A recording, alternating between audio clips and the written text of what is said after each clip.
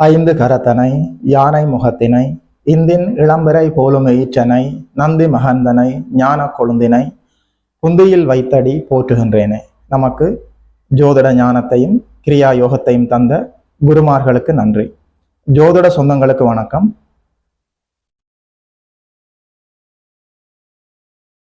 இன்றைக்கு குரு பயிற்சியோட வரிசையில் மேச ராசிக்கு இந்த குரு பயிற்சி பலன்கள் எப்படி இருக்குன்னு சொல்லி பார்க்கலாம். ஆல்ரெடி மேசராசிக்கு குரு பயிற்சி பலன்கள் பேசியிருக்கிறோம், கதைத்திருக்கிறோம். இது கொஞ்சம் சிறப்பு பார்வையா இன்னும் கொஞ்சம் விரிவா பார்க்கலாம்.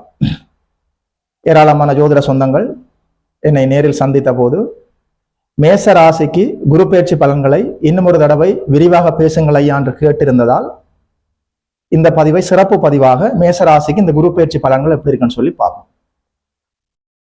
2025ஆம் ஆண்டு மே மாதம் 14ஆம் தேதி, இந்த மாதம் 14ஆம் தேதி, இந்த வருடம் குரு பயிற்சி.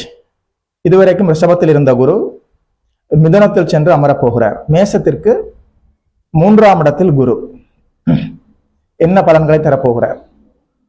3, 6, 8, 12ஆம் இடங்கள் மறைவு பாவகங்கள். ஒரு இயற்கை சுபர் குருநாதர் மேச ராசிக்கு பாக்கியாதிபதி 3இல் சென்று மறைவது அப்படி ஒன்றும் விசேஷமான பலன்கள் இல்லை. ஆனாலும் எப்போதுமே குருநாதர் தான் அமர்ந்த வீட்டை விடவும் தன்னுடைய பார்வைகளால் நன்மைகளை செய்யக்கூடியவர். மேசராசிக்கு 3ஆம் இடத்தில் இருக்கிற இந்த குரு 7ஆம் வீடு, 9ஆம் வீடு, 11ஆம் வீட்டை பார்க்கிறார். மேசராசிக்கு 7, 9, 11ஆம் வீடுகளில் குருவின் பார்வை விழுகிறது. என்ன பலன்கள்னு சொல்லி பார்க்கலாம். 7ஆம் வீட்டை குரு பார்க்கிற போது இதுவரைக்கும் திருமணத்தில் இருந்த தடை தாமதங்கள் விலகும். நல்லபடியாக திருமணம் கைகூடி வரும். மேசராசியைச் சேர்ந்த பலருக்கும் இப்போது திருமண வாழ்க்கை, இல்லற வாழ்க்கை இடம்பெறுவதற்கான நல்ல அனுகூலமான காலம். 7ஆம் வீடு குருவின் பார்வையில் இருக்கிற போது நடக்கின்ற திருமணம் நிலைக்கும் நீடிக்கும். அது மட்டும் இல்ல, களத்திர ஸ்தானத்தை குரு பார்க்கிறார். வரப்போகின்ற வரனுமே அற்புதமான நல்ல வரனாக இருக்கும். அது மட்டும் இல்ல, உங்களுக்கு பிடிச்ச வரனாக, உங்களுக்கு மனசுக்கு பிடிச்ச வரனா இருக்கும். உங்களுக்கு மனசுக்கு பிடிச்ச வரனோட நல்ல திருமணம் நிகழ்ந்து அந்த திருமண வாழ்க்கை நிலைக்கும் நீடிக்கும். தாம்பத்திய சுகத்தை தரும், இல்லற சுகத்தை தரும், புத்திர பாக்கியத்தை தரும், பெயர் புகழ் கௌரவம் அந்தஸ்தை தரும்.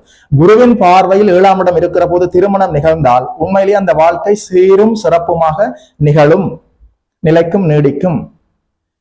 7ஆம் இடத்துல குருவின் பார்வை விழுகிற போது கணவனுக்கும் மனைவிக்கும் இடையில இருந்த கருத்து வேற்றுமைகள் எல்லாம் நீங்கி கணவனுக்கும் மனைவிக்கும் இடையில் நல்ல அந்நியோன்யம், ஒற்றுமை அதிகரிக்கும். கணவன் மனைவி இருவரும் காதலிக்க போகிறீர்கள்.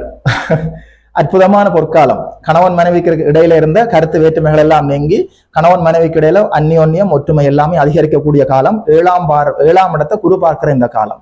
அது மட்டும் இல்ல, நண்பர்களுக்குள்ள இருந்த கருத்து வேற்றுமைகள் நீங்கும், நண்பர்களுக்குள்ள ஒற்றுமை அந்யோன்யம் அதிகரிக்கும். அது மட்டும் இல்ல, தொழில் பங்குதாரர்கள், தொழில் கூட்டாளிகளுக்கு இடையில இருந்த கருத்து வேற்றுமைகள் நீங்கி அவர்களுக்குள்ள ஒரு இணக்கமான சூழல் ஏற்படும். தொழிலை மேற்கொண்டு நல்லபடியாக விருத்தியாக முன்னேற்றமாக கொண்டு போவதற்கான அனைத்து சூழல்களும் தொழில் கூட்டாளிகளுக்கு இடையே இருக்கின்ற இந்த ஒற்றுமையால் நிகழும்.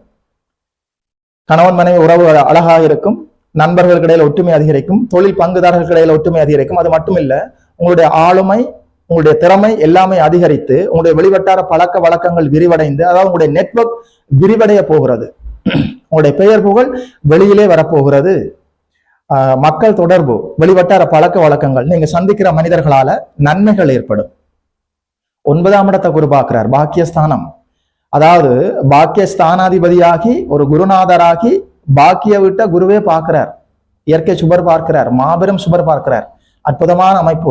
இவ்வளவு காலமும் உங்களுடைய ப்ரீவியஸ்ல, அதாவது இதுவரை காலமும் நீங்கள் செய்த அத்தனை புண்ணியங்களும் அத்தனை பாக்கியங்களும் இப்போது அறுவடை செய்கின்ற நேரம். நீங்க செய்த நல்லதுக்கு எல்லாத்துக்கும் இப்போ உங்களுக்கு விடை கிடைக்க போகுது. பாக்கியஸ்தானத்தை குரு பார்க்கிற போது நீங்கள் செய்த அத்தனை பாக்கியங்களும் நற்பலன்களை கொண்டு வருகிற காலம், அற்புதமான காலம். அதாவது உங்களோட வீட்டில் இருக்கக்கூடிய வயதான பெரியவர்களுக்கு உடல் ஆரோக்கியம் மேம்படும். குறிப்பாக உங்களுடைய தந்தையின் உடல் ஆரோக்கியம் மேம்படும். தந்தை உங்களுக்கு அனுகூலமாக எல்லா முடிவுகளையும் எடுப்பார். அது மட்டும் இல்ல, தந்தை அமைப்புகள், தந்தை வழி உறவுகளால நன்மைகள் ஏற்படும். அரசு வழி நன்மைகள் ஏற்படும். அரசாங்க வேலைக்காக காத்து கொண்டிருந்தவர்களுக்கு அரசாங்க வேலை கிடைக்கும். அரசு போட்டி தேர்வுகளில் தேர்வெழுதி வெற்றி பெற முடியும். அதாவது 9ஆம் வீட்டை குரு பார்க்கிற போது அரசியல்வாதிகளுக்கு அற்புதமான பொற்காலம். பதவி உயர்வுகள் கிடைக்கும், கௌரவ பதவிகள் தேடி வரும். அது மட்டும் இல்ல, 9ஆம் இடத்தை குரு பார்க்கிற போது உங்களுடைய ஸ்பிரிச்சுவல் ப்ராசஸ் ஏதாவது பெண்டிங் இருந்தா இப்போது அவற்றை நிறைவேற்ற முடியும். அன்னதானம் கொடுக்க முடியும், நேர்த்தி கடன்களை தீர்க்க முடியும், தீர்த்த யாத்திரை சென்று வர முடியும், கோயில் கும்பாபிஷேகத்துக்கு உதவி செய்ய முடியும், ஆலய திருப்பணிகளை செய்ய முடியும். 9ஆம் இடம் அற்புதமான இடம். 9ஆம் இடம் பாக்கியஸ்தானம். பாக்கியஸ்தானத்தை பாக்கியஸ்தானாதிபதியாகி குருவாகி இயற்கை சுபராகி 9ஆம் வீட்டை குரு பார்க்கிற போது அத்தனை பாக்கியங்களும் கிடைக்கும். அதாவது குழந்தை செல்வம் கிடைக்கும், ஆண் வாரிசு கிடைக்கும், குழந்தை செல்வம் கிடைக்கும், 2வது குழந்தைக்காக காத்து கொண்டிருந்தவர்களுக்கு 2வது குழந்தை கிடைக்கும், குழந்தைகளுக்கு கல்வி நல்ல முன்னேற்றமாக நிகழும், குழந்தைகளின் உடல் ஆரோக்கியம் மேம்படும், குழந்தைகள் வெளிநாடு சென்று படிக்க முடியும். அது மட்டுமில்ல, மருத்துவத்தின் மூலம் குழந்தைக்கு முயற்சி செய்பவர்களுக்கு இப்போது பொற்காலம். மருத்துவத்தின் மூலம் குழந்தைகள் கிடைப்பதற்கான எல்லா வாய்ப்புகளும் இருக்கிறது. 9ஆம் இடத்தை குரு பார்க்கறது போல விசேஷம் வேற எதுவும் இல்லை. அற்புதமான பொற்காலம். அது மட்டும் இல்ல, 11ஆம் இடத்தை குரு பார்க்கிறார். 3ஆம் இடத்தில் குரு அமர்ந்து 11ஆம் இடத்தை குரு பார்க்கிறார். உங்களுடைய விடாமுயற்சிகள் எல்லாம் லாபமாகவும் வெற்றியாகவும் முடியும். லாபஸ்தானம், மூத்த சகோதர ஸ்தானம் 11ஆம் இடம், இளைய மனைவியை குறிக்கக்கூடிய ஸ்தானம். அதாவது உங்களுடைய மூத்த சகோதரர்களுக்கு இடையில உங்களுக்கு கருத்து வேற்றுமை ஏதாவது இருந்திருந்தால் இப்போது அதெல்லாம் விலகும். உங்களுக்கும் உங்கள் மூத்த சகோதரங்களுக்கும் இடையில ஒற்றுமை அதிகரிக்கும், அந்நியோன்யம் அதிகரிக்கும். அது மட்டும் இல்ல, 2ஆம் திருமணத்துக்காக காத்து கொண்டிருந்தவர்களுக்கு 2வது திருமணம் நிகழும். அற்புதமான பொற்காலம். அதாவது மேசராசிக்காரர்கள் உண்மையில இந்த குரு பயிற்சியை நினைச்சு நீங்க சந்தோஷப்படணும். 3ஆம் இடத்துல குரு போய் மறைஞ்சது தப்புத்தான், உண்மைதான். ஆனால் 3ஆம் இடம்ன்றது உங்களுடைய முயற்சி ஸ்தானம். குரு போய் அமர்ந்த வீடு புனிதமடைந்து விடும். அதாவது முயற்சி ஸ்தானம் என்றது இறைவனால் உங்களுக்கு ஒரு வரம் தர முடியவில்லை என்றால், இந்த பிரபஞ்சத்தால இயற்கையால இறைவனால உங்களுக்கு ஒரு அருளை தர முடியவில்லை என்றால் உங்களுடைய முயற்சியால அவற்றை அறுவடை செய்யக்கூடிய காலம். அதற்கு குரு பலம் வேண்டும். இப்போது குரு 3ஆம் இடத்தில் அமர்ந்து பாக்கியஸ்தானத்தையும் 7ஆம் இடத்தையும் 11ஆம் இடத்தையும் லாபஸ்தானத்தையும் குரு பார்க்கிறார். உங்களுடைய விடாமுயற்சி அத்தனையும் வெற்றி தரும். அற்புதமான பொற்காலம். சரிதானே? அதாவது மேசராசிக்காரர்கள் கவலைப்படுவதற்கு எதுவும் இல்லை. குரு ஒரு ராசியில இருந்து இன்னொரு ராசிக்கு இடப்பெயர்ச்சி ஆகிறதுக்கு தோராயமாக ஓராண்டு காலம் எடுத்துக்கொள்வார். குருவுக்கு 3 சிறப்பு பார்வைகள் இருக்குது. 5ஆம் பார்வை, 7ஆம் பார்வை, 9ஆம் பார்வை. மேச ராசிக்கு அவர் என்ன இருந்தாலும் பாக்கியாதிபதி. அது மட்டும் இல்ல, 12ஆம் அதிபதி, விரயஸ்தானாதிபதியும் அவர்தான், அயன சயன போக ஸ்தானாதிபதியும் அவர்தான், பாக்கியாதிபதியும் அவர்தான். அற்புதமான பொற்காலம் மேசராசிக்காரர்களுக்கு. 3ஆம் இடத்துல இருக்கிற குரு 3ஆம் இடத்தையும் புனிதமடைய செய்து புனிதப்படுத்தி 7ஆம் வீடு 9ஆம் வீடு 11ஆம் வீட்டை பார்க்கிறார். மேசராசிக்கு 7, 9, 11ஆம் இடங்கள் புனிதமடைகின்றன. அத்தனை நட்பலன்களையும் அறுவடை செய்கிற காலம். உண்மையில மேசராசிக்காரர்கள் இந்த குரு பயிற்சியில் பயப்படுவதற்கு எதுவும் இல்லை. சனி, அதாவது மேசராசிக்காரர்களுக்கு 7.5 சனி ஆரம்பமாகி இருக்கிறது என்பது உண்மைதான். அதுல எந்த மாற்று கருத்துக்கும் இடம் இல்லை. அதாவது விரய சனி ஆரம்பம். உங்களுக்கு இப்ப 3ஆம் இடத்துல இருக்கிற இந்த குரு அற்புதமான நற்பலன்களை தருகிறார். உங்களுக்கு இப்ப யோக தசாபுத்திகள் என்று சொல்லப்படக்கூடிய உங்களுடைய லக்னத்திற்கு 1, 5, 9 போன்ற திரிகோணாதிபதிகளின் தசாபுத்திகள் நடந்தால் இந்த குரு பயிற்சி அற்புதமான நற்பலன்களை கொண்டு வரும். உங்களுடைய பிறந்த ஜாதகத்துல 6, 8 போன்ற அவயோக தசாபுத்திகள் நடந்தால் சற்று கெடு பலன்கள் நடப்பதற்கு வாய்ப்பு இருக்கிறது. உங்கள் அருகிலே இருக்கக்கூடிய ஒரு ஜோதிடரை அணுகி உங்களுக்கு இப்போது என்ன தசாபுத்தி நடக்கிறது என்பதை உறுதி செய்து கொள்ளுங்கள். இதுல இன்னும் ஒரு சூட்சமத்தை இன்றைக்கு நான் உங்களுக்கு சொல்றேன். அதாவது குருவின் பார்வை மேச ராசிக்கு 7ஆம் இடம், 9ஆம் இடம், 11ஆம் இடத்தை பார்க்கிறது. இதனால என்ன நன்மைகள் ஏற்படும் சொன்னா, யார் யாரெல்லாம் மேச ராசி சிம்ம லக்கணம் அல்லது மேச ராசி துலா லக்கணம் அல்லது மேச ராசி தனுசு லக்கணம் அல்லது மேச ராசி கும்ப லக்கணமாக இருந்தால் அதீத நற்பலன்களை பெற முடியும்.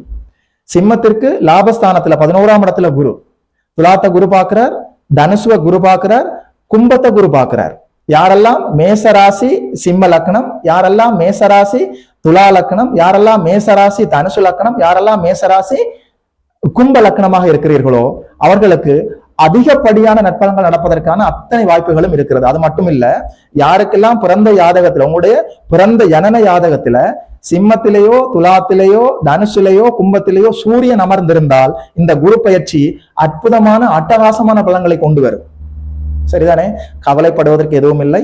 மேசராசிக்காரர்களுக்கு குரு பயிற்சி பலன்களை இந்த சிறப்பு பலன்களாக சொன்னதுல ஒரு ஜோதிடனாக எனக்குமே சந்தோஷம். இன்னும் ஒரு அற்புதமான வீடியோவில் சந்திக்கிறோம். நமஸ்காரம்.